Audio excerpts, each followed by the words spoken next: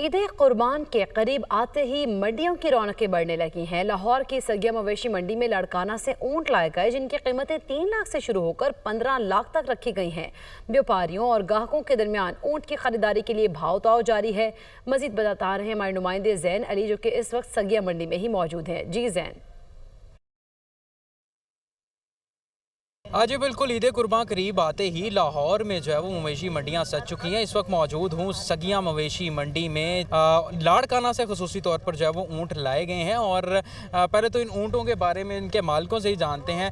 आप बताइएगा कहाँ से लाए हैं ऊँट और कितनी तादाद में ऊँट लेकर आए हैं, क्या क्या इनकी कीमतें हैं जो चल रही? इसकी कीमतें लाड़काना से लेके आए हैं। इसकी कीमतें हम भाई को बोल रहे हैं 5.5 लाख, भाई बोल रहा है 4.25 लाख।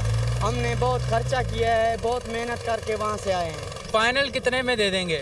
5.5 लाख में 1 रुपया भी कम नहीं है। कस्टमर हमारे साथ मौजूद हैं, उनसे मज़ीद बात करते हैं। सर बताइएगा, मंडी भी आपने घूमी है, क्या लगता है आपको, क्या रेट वगैरह चल रहे हैं कि इनकी इतनी कीमतें हैं?